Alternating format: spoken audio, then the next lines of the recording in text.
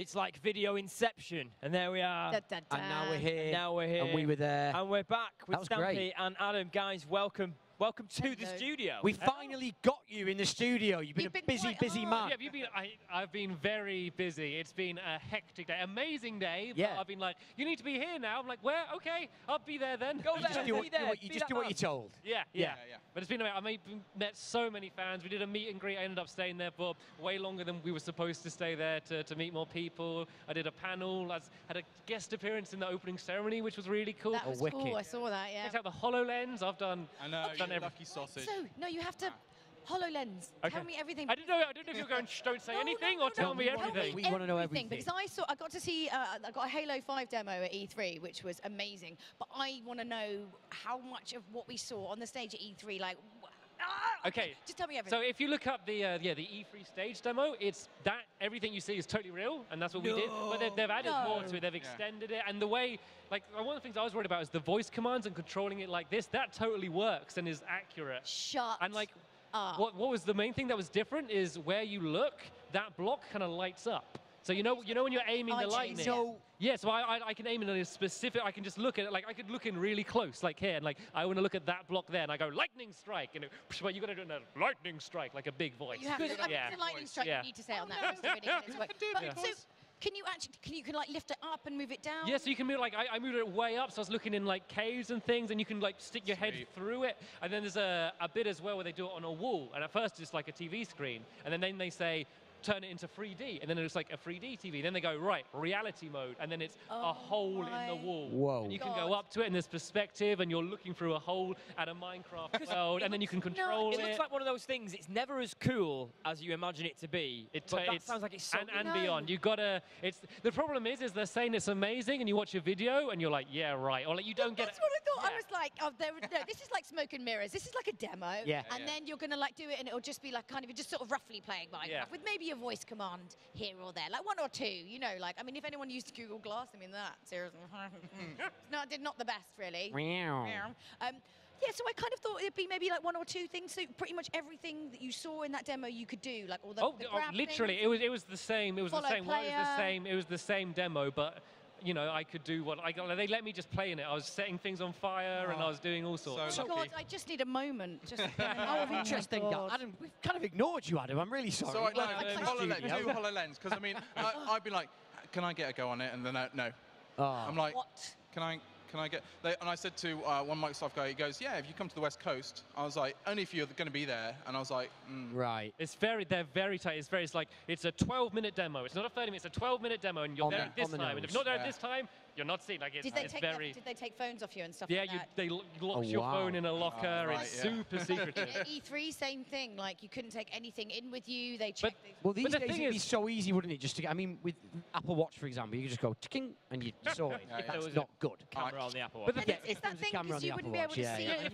If there was a camera in there, they would see me literally looking at a blank table like this, going, ooh. Like you only see it when you're wearing it, you know? Like you look like a mad person. I'd like to ask then, obviously you guys are experts in the world of Minecraft. I would like to know what your take on HoloLens is for the future of Minecraft. Where do you see it going and how do you see yourselves using it?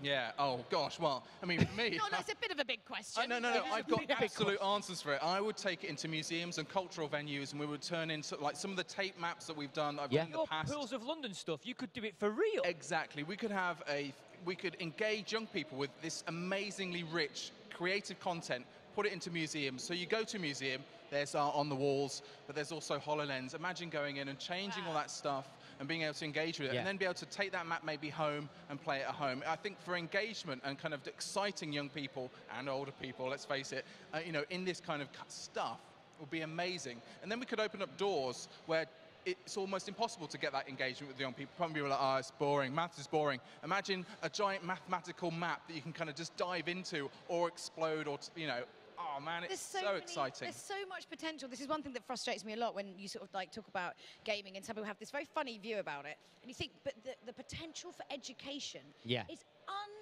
And it's only Minecraft that's really tapped into that as it stands. I mean, I remember, I'm going to sound really old now, but in my school, BBC Micros, Granny's Garden. That was video games in my classroom, basically. What? Let's provide context. Yeah, sorry, Stampy. Yeah, exactly. Adam, you've developed some maps for the Tate. Yeah, so and it's education in inverted brackets. Yeah, it's light education. So really, we're looking at kind of engaging young people with using Minecraft, so they learn stuff, but they don't realise they're learning stuff because it's part of the stealth education. Yeah, but it's pleasurable. Yeah, like if we play a game, we're learning stuff. We're learning about art. We're learning about history. We're learning about all these things, but we're kind of by learning it, by playing and learning at the same time. It's the best form of education. I think it goes back to a big tradition of playful learning. Yeah. It goes on miles back to the Greeks and all that kind of stuff. So this kind of stuff, you know, video games have really hooked into that. Greeks had Minecraft. Well, oh, what? It's that old. That's so they had true, play. because when you're younger, pleasure and play at the same time. You know, having fun and learning at the same time were inseparable back there. The arts were learning, yeah. But now the arts are entertainment and YouTube and all these kind of things. Yeah. And education is kind of caught up with us. Yeah, it's interesting. Like being able to like go into a gallery, and it's one of those things when you're a kid, you go into a gallery, you feel like you can't touch anything, you can't do anything, you just look at the things, look at them and absorb the information. Have you remembered this list? Yeah. Have you remembered every point on this list? No, of course not. Of course not. Yeah. Imagine being able to go in, like the Joker in Batman, and just go in and change all the artwork around and make it your own. Because, you know, the whole idea of like how humans work is you take what's gone before, whether that's art, whether that's you mash up videos or whatever it is, you take what's gone before and you change it and you build on it, because like nothing's really original. So, but having the ability to do that without defacing really like expensive exactly would be really cool. You know, the Tate said to us is that this is the most successful engagement project that we've ever done. And I was like, really? And they were like, absolutely. Nothing beats what you've done with Minecraft, and we've only released half the maps for them. Well, I mean, the stuff that we've seen before, we fell in love with. It's fascinating stuff. It's really, really exciting. And like you said, it's kind of a new frontier, which we're all really getting behind as well. Obviously, moving on from HoloLens then, Minecon 2015 as a whole, day one is sadly coming to a close. What's been your highlights, your favourite memories? The opening ceremony will always like stay with me. The first moment getting on stage in front of over 10,000 people. It's a lot of people. It does kind of stay with you, doesn't it? Yeah. But I mean, the thing that always stays with me is just like individual fan interactions. You know, whether it's someone saying that I've traveled from, you know, New Zealand to meet you, and I have, or like the people that give you, like, I've been given a bunch of presents. People have made me cakes. Like those one-on-one fan interactions, which I never get at home. You know, I can read comments. I can do whatever, but it's only when I come here do I get to meet the people that actually care and watch about my videos. So that's the reason I'm here. If that wasn't there, then I wouldn't be as interested. You know, sure. Like it's the fans. You know, which is why Minecon's here and why, you know, all of the YouTubers decide, you know, to show up from, you know, the YouTubers are traveling all around the world to meet the fans in such a great place. We've got people from 74 different countries attending Minecon this year. That's incredible. You know, power of Minecraft. It's the power. amazing. Yeah. It says on our little auto cue to ask you about Wonder Crust. I'm assuming they mean Wonder Quest. It's been a long day. It's been a long day. I kind of want a Wonder Crust. It's that's we're all a great bit. It's like we're hungry. That's a good typo. Just a bit of warm milk and a lovely Wonder Crust. Places are I was going to available. say, it sounds edible, so I'm up for that. A crust that you would dip in a sauce. Yeah, what's in a Wonder Crust? I wonder. What's in that crust? That's the point. You wonder. Who knows? I wonder. We've digressed slightly. Crust. Wonder Quest. Wonder Quest. I think it completely goes back to what you were saying earlier, and I always remember the first time you said that. It's a Minecraft show. We're not teaching, but people can learn. You know, they're learning.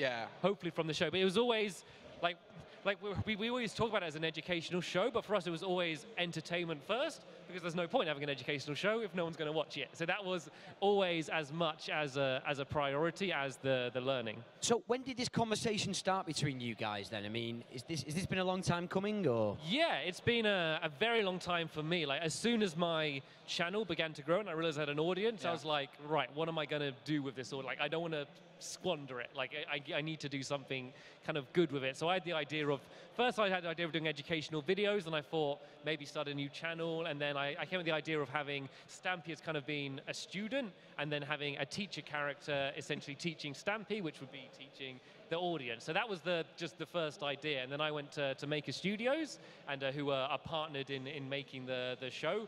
And then we sat down, we brainstormed, we're like, right, we need to find the person who's going to be this other role. And at the exact same time as we're having this meetings, I stumbled into Adam. Yeah.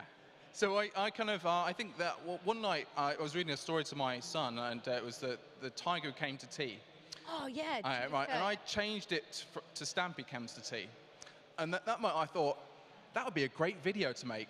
And it's sort of literature, it's children's sort of entertainment, but also education. And so I tweeted Stampy, and you went, oh yeah, that sounds like a great idea. And we started talking then. And then I think you looked at my videos and saw that I was doing kind of this series of videos called 101 Ideas for Minecraft Learners. So I was making educational video and content, again, family friendly, kind of just ideas. I knew there was a kind of a need for people to think, yeah, oh, I really want to do this. How do I do it? So I was doing things like story paths and other things like that. So a lot of that ideas have they've melted into Wonder Quest. And Wonder Quest is this lovely, fun narrative adventure that is mostly entertainment. And then there's this kind of layer of learning that is almost invisible. That's so. It's not. We never pull away. Like it's always. We're trying to, so there's a challenge we've got to get past. Yeah. And to solve the challenge, we kind of have to learn something, the characters, okay, yeah. you know. Yeah. We need to get past a ravine, we need to build a bridge. Let's learn about, you know, yeah, like the design, design process. How do we learn? Yeah. And we talk about the design process, and we talk about kind of, you know, we build a bridge, we test it, it falls down because some stands on it. It's like, okay, how do we improve on it? So we improve it a little bit. Another disaster happens, and then we kind of, so we're following a design process. That's in the curriculum. Okay, we're just levitating it out of the curriculum, wrapping it in a delicious story, and delivering it on YouTube. Sounding like Wonder Crust again now. You got me all hungry. Am I hungry? And then, you know.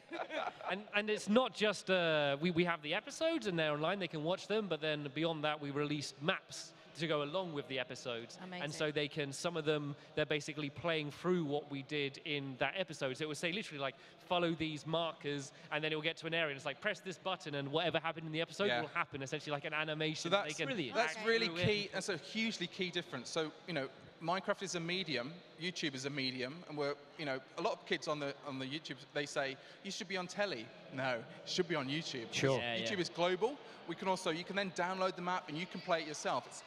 It's incredible to be able to do that kind of thing. For TV to do it, they would find it very difficult to do it at the speed that we're doing it. They wouldn't be able to do it justice. No, you're right. You're absolutely right. I think also as well, like, you know, YouTube is so different to television in the sense that it's like, not that I'm saying that the production standards aren't the best, of course they are, but it's in the sense that it's more about doing things quickly and turning it around when you've got passion and you're interested. Because sometimes, you guys know, with like TV, you have an idea and it can be a year before you actually get around to doing anything. And by that point, we're all bored. It's the homegrown aspect, isn't it, of YouTube that people relate to? Because I'm sure you know, Stampy, as well, that the fact is, the kids that are watching these videos know that it's accessible for them to do it themselves. You know, it's not out of the realms of possibility, and which not only is that, really cool. Someone like yourself is tangible and accessible, and someone might get stuck on something and they can send you a comment or a tweet and you might answer. You know, you don't get that with James Bond, because there's a barrier, I think, between some TV hosts in the eyes of children, that there is the box in the corner. The fact that it's just always rolling and like it's not, they haven't engaged in it, they haven't clicked on it, and I think even the fact they that can't change it, they can't manipulate it or alter it in any way. That's just rolling on, that's just happening, whereas this, it's like the new video's just popped up, they click on it, they can see the comments coming in, and they we get fan art, we all, you know, there's the pictures from the episode that's come out at the same time, and all that kind of stuff comes in.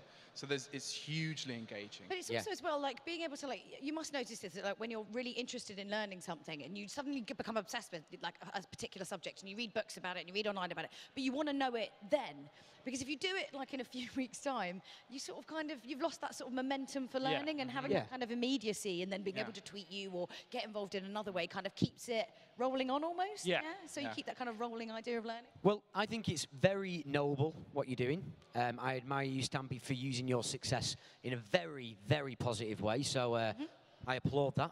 I think it's a great, great thing.